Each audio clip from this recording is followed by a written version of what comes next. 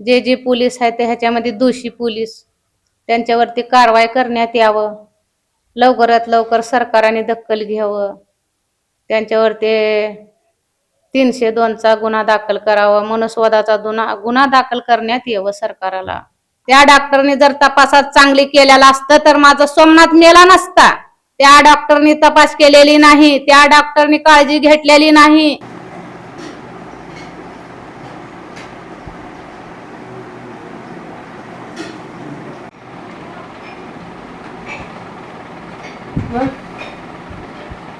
मग तिथं काही पोलीस आले आणि त्या पोलिसांनी आम्हाला आयजी साहेबाकडे घेऊन गेले.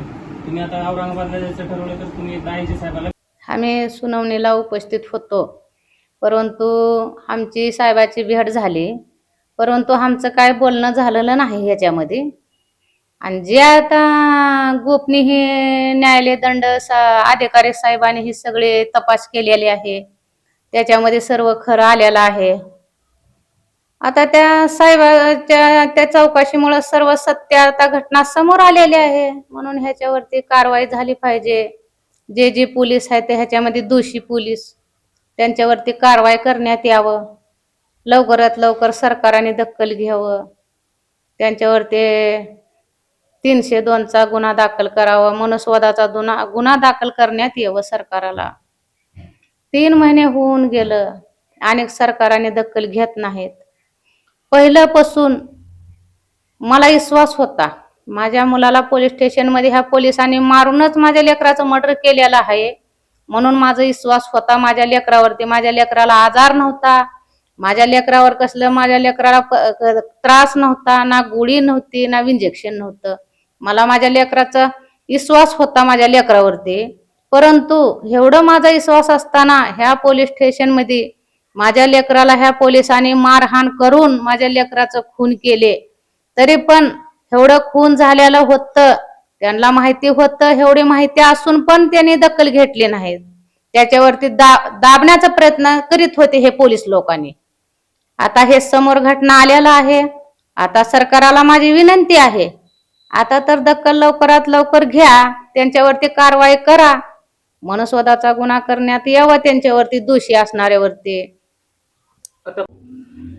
मला विश्वास होता की माझ्या लेकरावर ह्याने मारहाण करूनच माझ्या लेकराचा प्राण घेतला, असा माझा विश्वास होता. त्या पोलिसावर माझा शंका होता. तरी पण ह्या पोलिसांनी, ह्या लोकांनी हे प्रयत्न दाबण्याचे हे प्रयत्न करीत होते. मला 50 लाख रुपये देतो, दोघाला ड्युटी लावतो म्हणून ह्या पोलिसांनी आम्हाला हे सांगितलं. आम्ही त्याचं ऐकलं नाही. तरी पण आम्हाला परभणीला या आणि औरंगाबादला जावा असं आणि त्याने आम्हाला कुठं जायचं आणि कुठं राहायचं आम्हाला हे आमचं परेशान करून टाकले होते ह्या पोलीस लोकांनी. ह्या दाबण्याचंच त्यांचं प्रयत्न होतं. कसं तर पैसे द्यावं, काय तर ह्यांच्याशी खोटे बोलणं करावं आणि ह्यांचं दाबून ह्यांचं ते सोमनाथाचं तिकडं बॉडी घेऊन जावं गावाकडं, परभणीला आणून, म्हणून हे सगळे विचार होते त्या लोकांची, पोलीस लोकांची.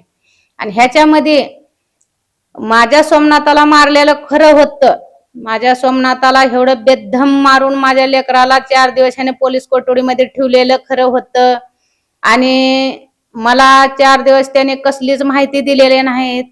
मला पोलिसांनी पोलीस स्टेशन मधून फोन केले नाहीत, तुमच्या मुलाला या बोला, तुमचा मुलगा इथं अटक आहे असं म्हणून मला कुणीही पोलिसांनी सांगितले नाहीत, ना कुठल्या अधिकाऱ्याने सांगितले नाहीत, ना कुठल्या एसपीने सांगितले नाहीत.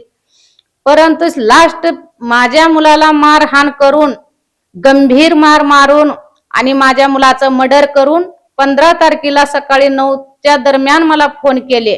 जिवंत असताना माझं नंबर त्या पोलिसाला भेटलं नाही, माझा मुलगा जिवंत असताना. आणि माझा मुलगा मेल्यानंतरच त्यांना कसा नंबर भेटला.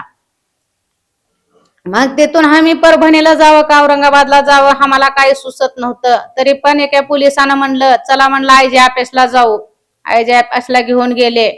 तिथं आयजी साहेबांनी म्हणले, तुमच्या मुलाला आम्ही हात लावला नाही, तुमच्या मुलाला आम्ही गालबोट लावला नाही, तुमच्या मुलाला हार्ट अटॅक आलाय, तुमचा मुलगा हार्ट अटॅकने मरण पावलाय म्हणून ह्या साहेबांनी आम्हाला म्हणले. पर माझा कुणावर विश्वास नव्हता. माझा विश्वास होता की माझा मुलगा चांगला होता, माझ्या मुलाला हार्ट अटॅक आलेला नाही ना, माझ्या मुलाला आजार नव्हता. ह्या पोलीस लोकांनी मारून माझ्या मुलाचं खून केलेत आणि ह्या पोलीस लोकांच्या हातानंच माझ्या मुलाचं खून करण्यात आलेला आहे. म्हणून हे मला पूर्ण शंका होती त्या पोलीस कर्मचारीवर. आता मग हेतून आम्ही औरंगाबादला गेलो. तिथून आमच्या मुलाची बॉडी आणताना पोस्ट ते हे चिरफाड झाल्यानंतर आणताना आम्हाला आंबड पाचड्या चौक मध्ये पोलीस लोकांनी अडवले. आम्हाला म्हणले तुम्ही ही इकडं आणू नका, बॉडी तुमच्या गावाला घेऊन जावा आणि इकडं आल्यानंतर राडा होईल, 70-80 लाख लोक जमलेले आहेत आणि तुम्ही तिकडेच घेऊन जा म्हणले. तरी पण मी म्हणले मग परभणीलाच न्यायचं आहे म्हणले. तरी म्हणले मला तुम्ही जबाबदारी घेता का?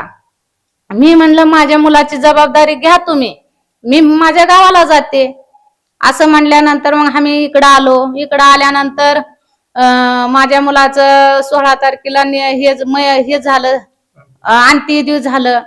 मग 2 दिवसा कोण का 4 दिवसा कोण असं राहुल गांधी आले. राहुल गांधी आल्यानंतर जेलमध्ये जेवढे पोरं होते, सोमनाथ बरोबर अटक असलेले पोरं, मार खाल्लेले सर्व सुटून आले, मला भेटायला आले. ते मला त्यांच्या अंगावरच्या जखमा सगळ्या पोरवानी दाखवल्या.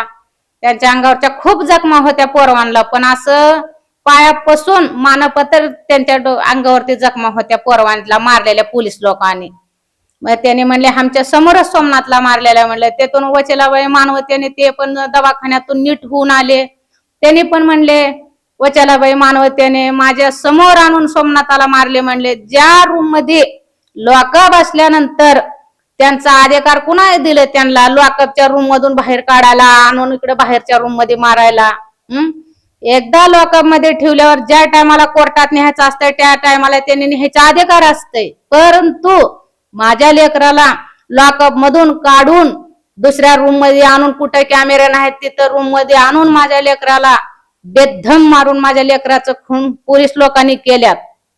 म्हणून हे मला सगळी माहिती मिळाली, माझ्या मुलाबद्दल मला सगळी माहिती मिळाली, सगळे रिपोर्ट आहेत. तिथून घाटे हॉस्पिटल मधून रिपोर्ट पण आलेला आहे. मारहाणीमुळे हे सोमनाथाचं खून झालेलं आहे म्हणून हे रिपोर्ट आलेला आहे आणि मारहाणीमुळे हे जीव गेलेला आहे म्हणून ही रिपोर्ट आल्यावर ह्या सरकारने दखल घ्यायला पाहिजे होतं. 3 महिने होऊन गेलं तरी पण ह्या सरकारने दखल घेतली नाहीत. आता समोर आलेलं आहे सर्व. आता माझी विनंती आहे सरकारला आता तर दखल घेण्यात यावं. जे पोलीस दोषी आहेत, जे ह्याच्या पोलीस कर्मचारी दोषी आहेत त्यांच्यावरती 302चा गुन्हा लावण्यात यावं. त्यांच्यावरती जलमठेप फाशीची सजा व्हायला पाहिजे. आणि त्या डॉक्टरने माझ्या लेकराचं एमशेर झाल्यानंतर कोणचा डॉक्टर तिथं आलता तपास करायला, त्या डॉक्टरने जर तपासात चांगली केलेला असतं तर माझा सोमनाथ मेला नसता. त्या डॉक्टरनी तपास केलेली नाही, त्या डॉक्टरनी काळजी घेतलेली नाही.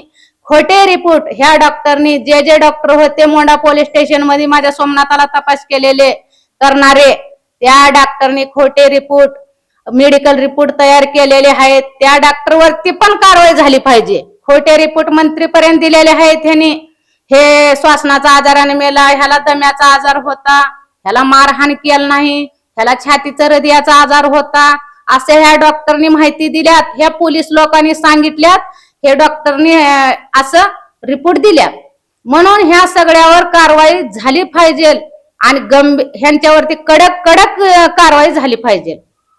माझी ही सरकारकडून मागणी आहे. आता सत्य आलेलं आहे ना, ह्या सत्य समोर आलेला आहे. आता ह्या सत्य समोर आलेल्या घटनेला आता तर सरकारने दखल घ्यावं. माझं शंका पहिल्यापासून होतं. सरकारला मी जीव तोडून सांगत होते, माझ्या लेकराला मारहाण करून माझ्या लेकराचं हे पोलीस लोकांनी मर्डर केल्यात, माझ्या सोमनाथाचं हे पोलीस लोकांनी मर्डर केल्यात. मी 3 महिने दिवस झाले मी तरसायला लागले, मी रडायला लागले, मी किती आरडाओरडा करायला लागले, पण कुणाच्या कानावर जात नाही.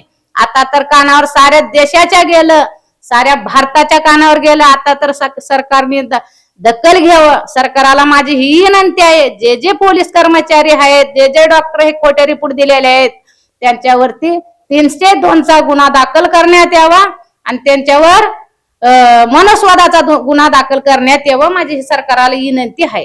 आता आयोगाने होते 10 लाख रुपये, मी सरकारचे आभारी आहे. घेत नाही म्हणून असं नाही, पर माझ्या सोमनाथाला मला न्याय द्यायला पाहिजे आधी सरकारनं. मी सरकारने दिलेलं रक्कम ही खरं आहे, जाहीर केलेलं खरं आहे, माझ्यापर्यंत पण आलत ही रक्कम 10 लाख रुपये, पर मी स्वीकार केलेले नाही. जेव्हा मला न्याय भेटल मी तेव्हा स्वीकार करेन सरकाराचा 10 लाखाचं मदत.